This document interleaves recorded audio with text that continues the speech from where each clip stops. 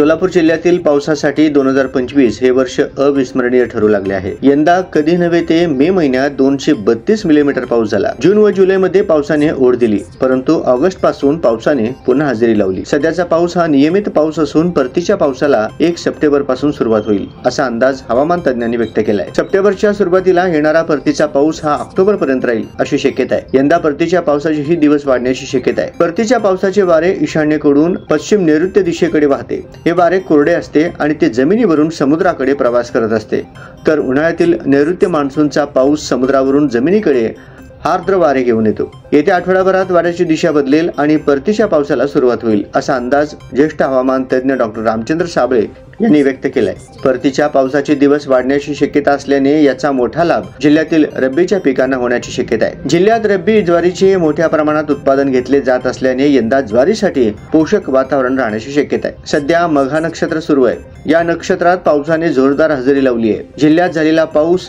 पुणे जिल्ह्यात झालेला पाऊस यामुळे जिल्ह्यातील सिंचन प्रकल्प ओव्हरफ्लो झाले आहेत। प्रमुख नद्या, मोठे ओढे या भागात पूरस्थिती निर्माण झाली आहे। शनिवारी सूर्याचा पूर्वा नक्षत्रात प्रवेश होत आहे। काल गणरायाचे आगमन झाले। या आगमनापूर्वी मंगळवारी रात्री सोलापूर शहर व परिसरात वरुण राजाने जोरदार हजेरी लावली। मंगळवारी सकाळी 8:30 ते बुधवारी सकाळी 8:30 या 24 तासामध्ये 39.1 मिलीमीटर पावसाची नोंद झाली आहे। काल दिवसभर सोलापुरात ढगाळ वातावरण व पावसाची रिमझिम होती। सोलापूर जिल्ह्यात दरवर्षी 10 ते 12 ऑक्टोबर पर्यंत परतीचा पाऊस असतो। यावर्षी 1 सप्टेंबर पासून सुरू होणारा परतीचा पाऊस साधारणतः ऑक्टोबर अखेरपर्यंत राहण्याची शक्यता आहे। या कालावधीत कधी उघडीप तर कधी पाऊस असे वातावरण दिसते। डॉक्टर रामचंद्र साबळे, ज्येष्ठ हवामान तज्ञ तथा संस्थापक सदस्य, दक्षिण आशिया फोरम ॲग्रिकल्चर मेट्रोलॉजी यांच्याकडून ही माहिती प्राप्त झाली आहे।